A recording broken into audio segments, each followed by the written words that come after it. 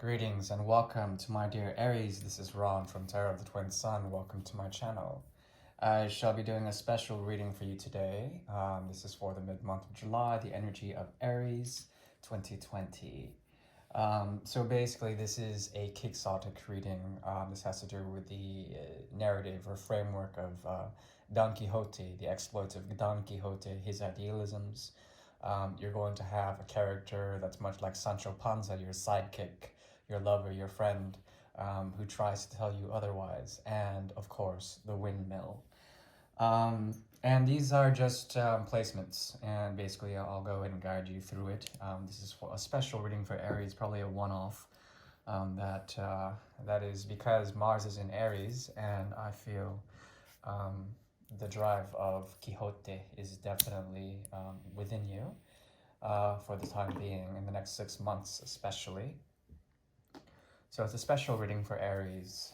Where is Don Quixote? The Quixotic, Sancho Panza, and the windmill.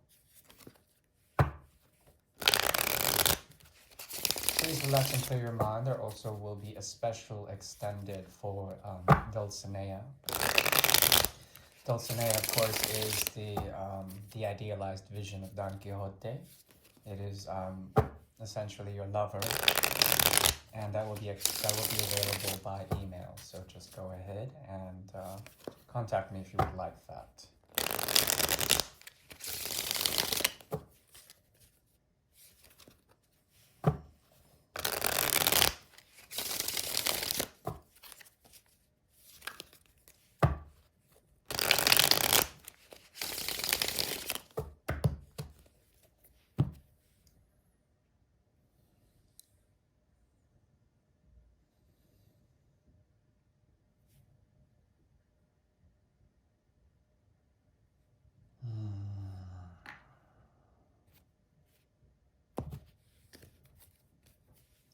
The undercurrent is the Eight of Swords.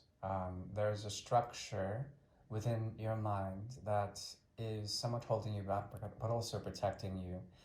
This is a structure of idealism, of principle, of technique, of logic, and it serves for you in that you are protected by a psychic barrier for the month of July.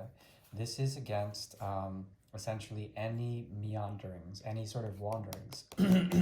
Quixote is here, and Quixote is looking at this structure and potentially trying to burn it down. Now, we also have the Nine of Swords in reverse, okay? So there's regression here. Quixote, that is your character, is trying to move towards something, okay? What he's moving towards is essentially the secret sadness, secret melancholy that has to do with modernity and all that is modern love, okay? And here, so Quixote is moving away from a prison or a castle or fortress, but he intends to return or turn around and go back to it for some reason and free someone that's within this structure, okay? So there's sort of like a hero complex here. And not only that, there is something about the oscillation between the Nine and the Eight of Swords, okay? So Nine of Swords usually indicates fear, but in the reverse, that fear is set down and the Eight of Swords comes in clear. So Quixote is caught between two structures. One, he's running towards, but trying to move back to something in the past. This is like romance and trying to save the person that's stuck inside of it. This could be you, this could be someone else. But at the same time, Quixote is moving forward, so trying to lay down a sort of truth and also understand how to transcend the fear element of structures of the mind that are holding Quixote back. Now, Quixote is moving towards a period of melancholy. Okay, Three of Cups in reverse. Could be a love triangle that has fallen out. Could be a number of things. Communities that have fallen out, friendships that have fallen out.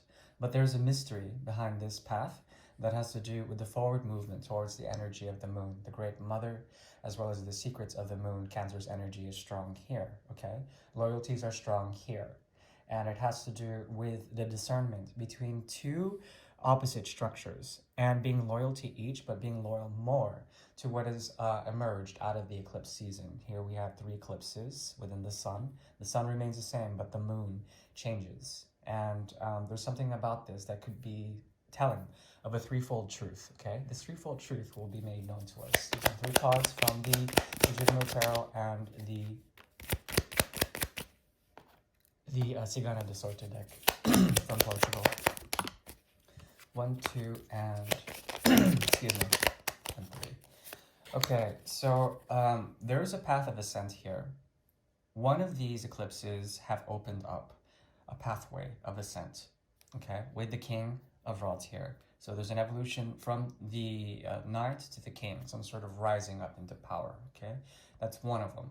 And that's being able to harness the energy of core manifestation, whatever you so do as Quixote, my dear Aries. So moving towards the Great Mother is essentially breaking free from 2 prisons, 1 and 2, 1 and 2. And moving in this way, actually, it makes you sad, or at least there's some sort of sadness to understanding the mystery of something quite great, okay? Here's Dulcinea, and there's a strong need or a strong pull by that energy, okay? So far so good. It's looking like a very good narrative. Now, there's something about Quixote that he can't let go of, and that's the 10 of Pentacles. Some sort of vision or structure or some sort of community in which he feels committed to a higher purpose, a higher cause, as well as grounded materiality, trying to bring things in a realistic way into his narrative.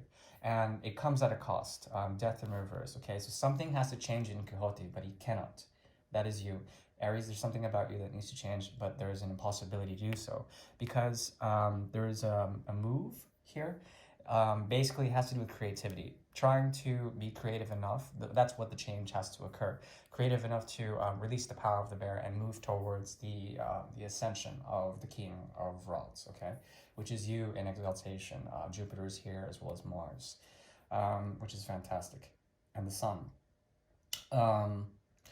Yeah, so that's just a small narrative. There are basically the takeaway is that there are two major things to choose from in terms of structures. One is from the past, one is in the future, but you are stuck in between, and there's something about moving forward heroically in order to find something, but there's a sadness to it, okay?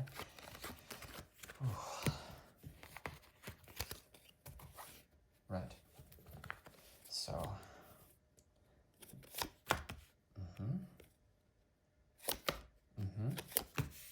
Yeah. Okay.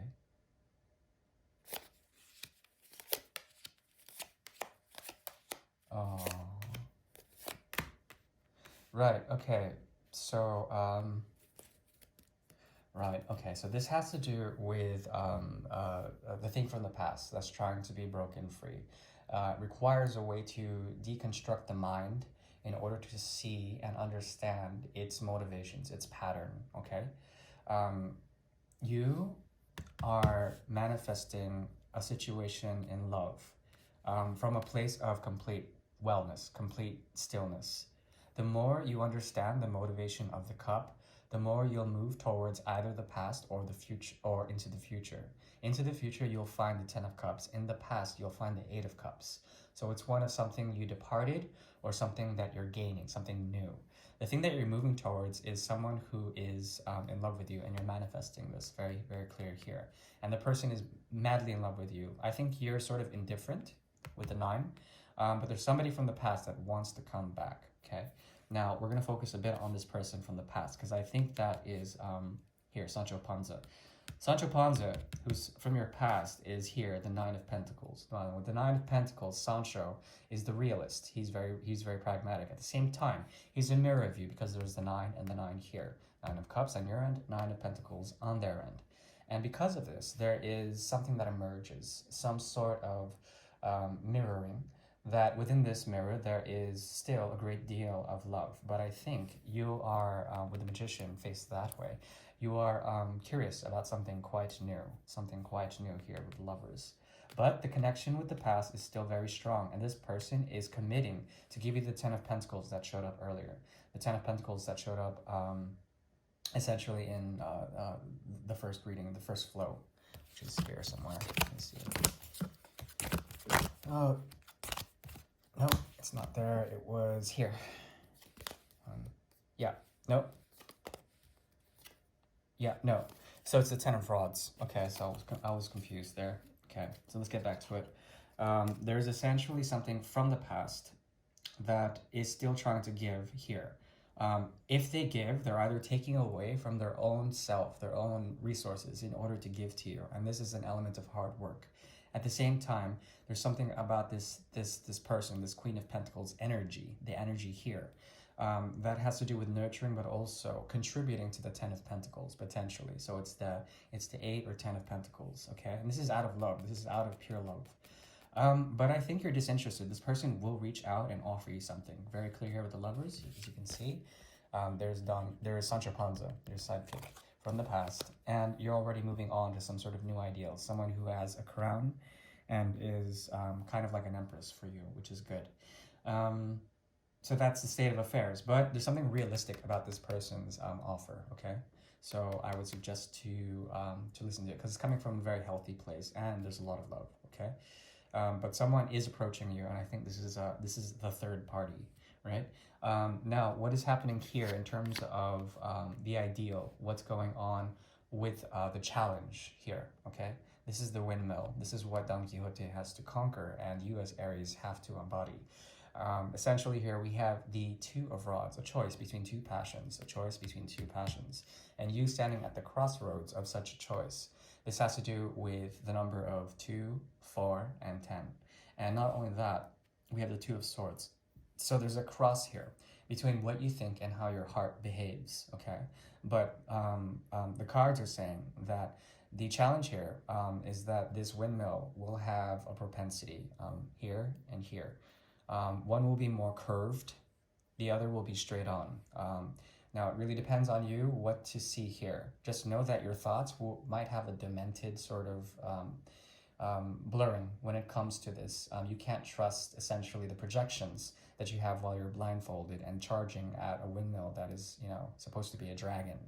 The dragon always has a head and tail, and here there is a possibility with the energy of Cancer to defeat the dragon, to move forward and to ride with the chariot into power. And this indicates, to me at least, a way to dominate the ambivalence that you may be at when choosing between, and also the need to cut out something from the past if need be, okay? I think your needs are met regardless, but there are essentially choices you have which can be fruitful if you so wish for it to be, because the chariot is here, okay? The chariot is neither reverse nor upright, but the chariot is all about the potential energy that is of love there, of complete compassion, okay, which is a very beautiful thing. There's an ability for you to be very grounded in your emotions and to move forward with what feels right, okay? But the choice is here, okay? And it's between the Two of Rods and the Two of Swords, okay? So you're trying to choose between passions as well as trying to choose between two different truths, okay? Now, I'm going to pull 2 cards to understand the dichotomy here.